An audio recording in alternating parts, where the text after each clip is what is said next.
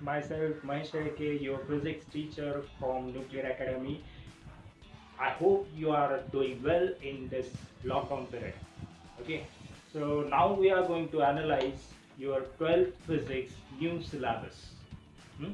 While analyzing, I observed some positive points regarding this syllabus.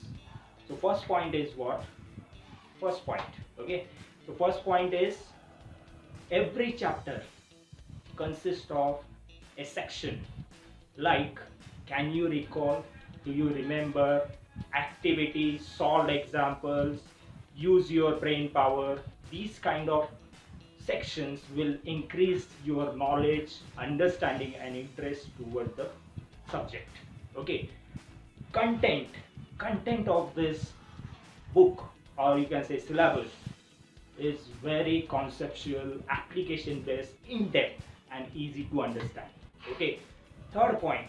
Third point में अभी numerical and theoretical questions are very conceptual and interesting. So these are some positive points. Now we are going to analyze each and every chapter. Okay, so before analyzing, old syllabus में there are 20 chapters. अभी जो new syllabus है उसमें 16 chapters है. तो 16 chapters है, इसमें कुछ चैप्टर कंबाइन किए गए हैं और कुछ चैप्टर सेपरेट किए गए. ओके, तो late us discuss each and every chapter content wise in detail. Okay, तो अभी फिलहाल फिजिक्स 1 के सारे चैप्टर्स हम देखने वाले. There are total 6 chapter. Let us discuss first chapter. Okay, तो फर्स्ट चैप्टर का नाम है रोटेशनल डायनेमिक्स. ठीक है, तो इसमें हम इनिशियल पार्ट में सर्कुलर मोशन का कुछ पार्ट देखने वाले, देन रोटेशनल मोशन का कुछ पार्ट देखने वाले. ये दो चैप्टर का कॉम्बिनेशन है. ओल्ड सिलेबस में ये दो चैप्टर अलग अलग थे, अभी ये एक ही है. ओके, सो सबसे पहले सर्कुलर मोशन के जो पार्ट है उसमें what are the characteristic of circular motion, dynamics of circular motion जिसमें सेंट्रीपिटल फोर्स, सेंट्रीफ्यूगल फोर्स है, kinematics of circular motion, uniform circular motion क्या रहता है, नॉन यूनिफॉर्म सर्कुलर मोशन क्या रहता है, ये सब देखने वाले. Then application of circular motion. Okay, तो एप्लीकेशन ऑफ सर्कुलर मोशन में सबसे पहला पॉइंट है vehicle which is along a horizontal track. तो हॉरिजॉन्टल ट्रैक पे व्हीकल का मैक्सिमम स्पीड कितना रहता है वो हम फाइंड करने वाले. देन नेक्स्ट पॉइंट है स्पीड ऑफ डेथ. ठीक है, उसमें मिनिमम वेलोसिटी कितनी रहती है बाइक की वो देखने वाले. ठीक है, उसके बाद में नेक्स्ट पॉइंट है बैंकिंग ऑफ रोड. तो बैंकिंग ऑफ रोड क्या होता है और उस रोड पे maximum speed of the vehicle कितना रहता है, मिनिमम स्पीड कितना रहता है, वो सब बातें हम डिस्कस करने वाले उसमें. ठीक है, उसके बाद में आता है कोनिकल पेंडुलम. कोनिकल पेंडुलम में टाइम पीरियड क्या है, उसका फ्रीक्वेंसी क्या है, it is the type of simple pendulum, remember. तो वो सब डिस्कस करेंगे उसमें. उसके बाद में नेक्स्ट पॉइंट है vertical circular motion under the influence of earth's gravitational field. ठीक है, तो उसके अंडर अगर सपोज हम एक स्ट्रिंग कंसीडर करते हैं, उसको एक ऑब्जेक्ट अटैच करते और वो स्ट्रिंग वर्टिकल सर्कल में रोटेट करते, तो tension in the string eight highest point, lowest point and Midway point कितना रहता है, ये सब बातें हम उसमें डिस्कस करेंगे. देन उसके बाद में vehicle along a convex road. ठीक है, convex over bridge we can say, उसमें maximum speed of the vehicle हम डिटरमाइन करने वाले. Then sphere of death. ठीक है, स्पीयर ऑफ डेथ क्या रहता है वो डिस्कस करने वाले डिटेल में. इसके बाद में रोटेशनल मोशन का सेक्शन आ रहा है. मोमेंट ऑफ इनर्शिया और मास, ये दोनों के बीच में क्या एनालॉजी है.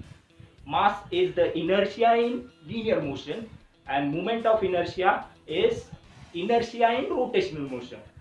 So we are going to discuss in detail moment of inertia, kinetic energy of rotational body. Okay, तो वो डेरिवेशन जब हम फाइंड करने वाले, डिराइव करने वाले, उस समय हमें मोमेंट ऑफ इनर्शिया का फॉर्मूला मिलने वाला है.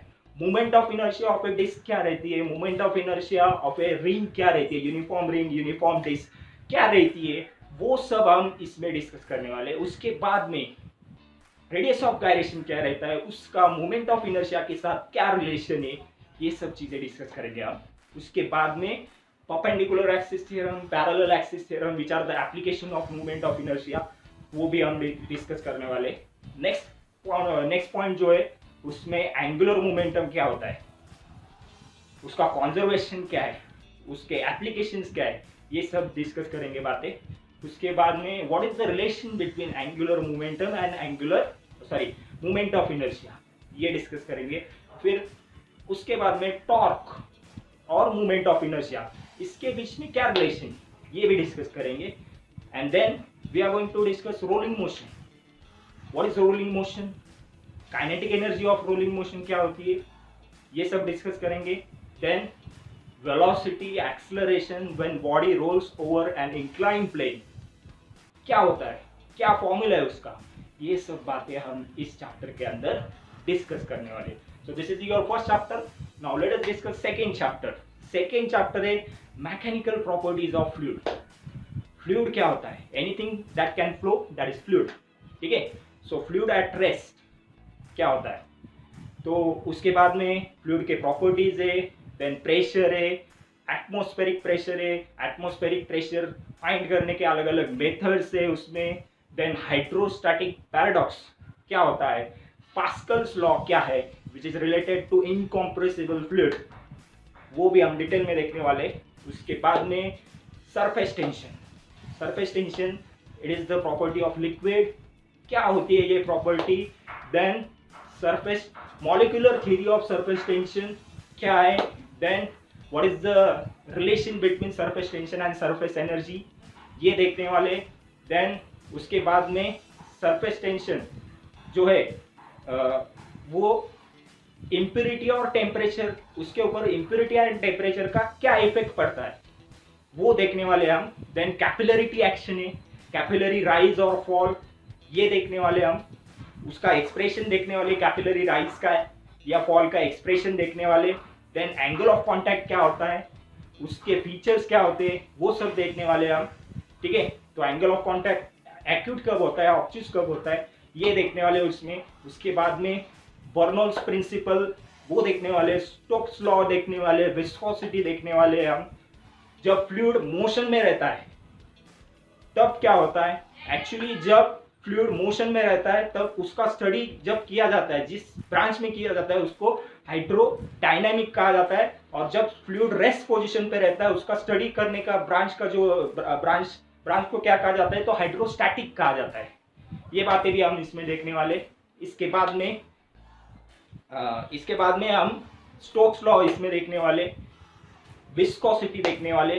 तो ये सब चीजें इसके अंदर हम देखने वाले। So this is your second chapter.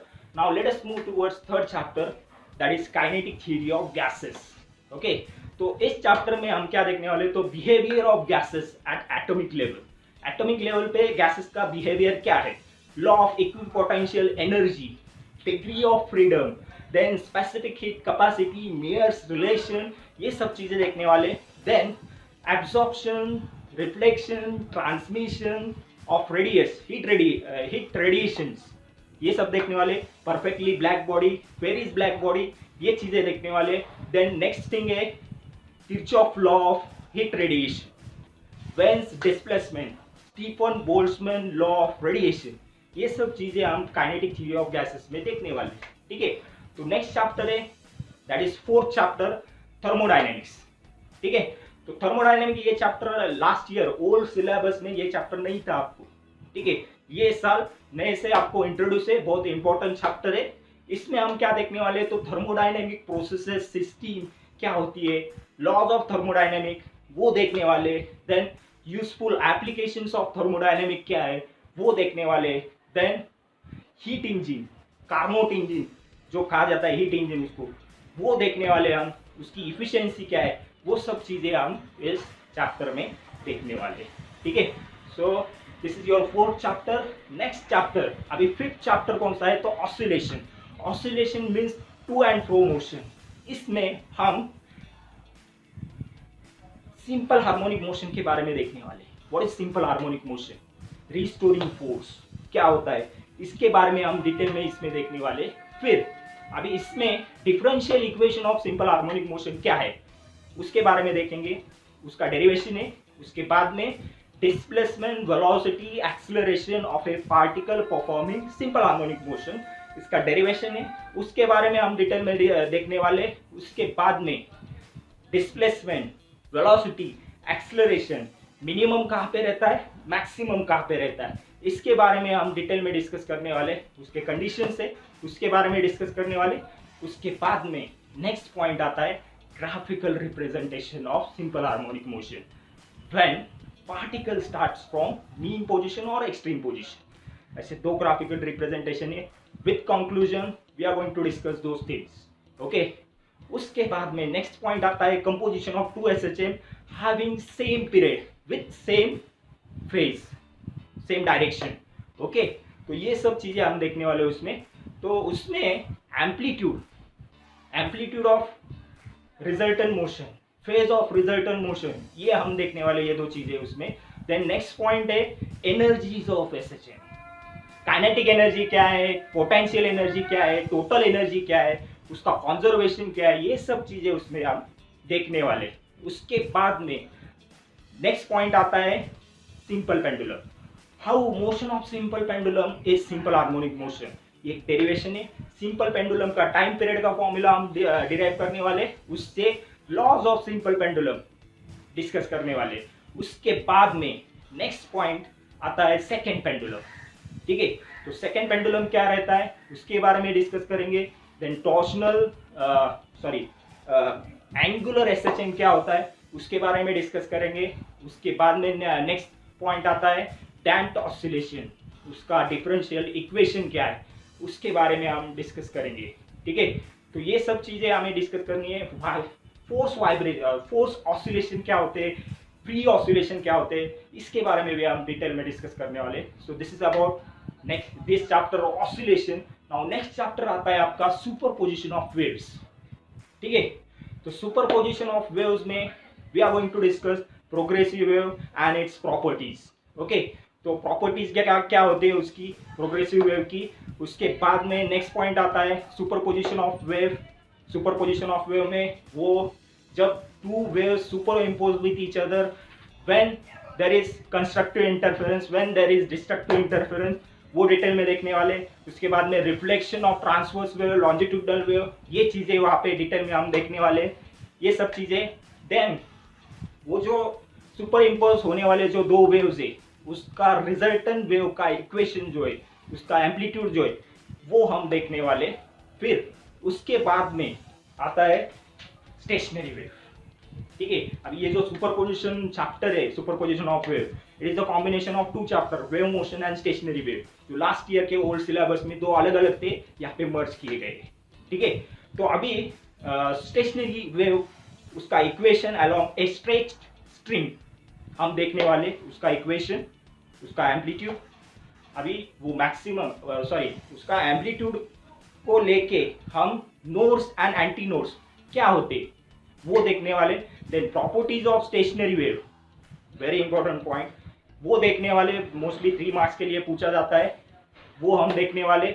उसके बाद में एंड करेक्शन क्या रहता है, study of air column when pipe open at one and, open at both the ends, study of air column when pipe close at both the ends, ये सब चीजें देखने वाले। हार्मोनिक्स क्या रहती है, ओवरटोन्स क्या रहते हैं, ये दो चीजें भी देखने वाले।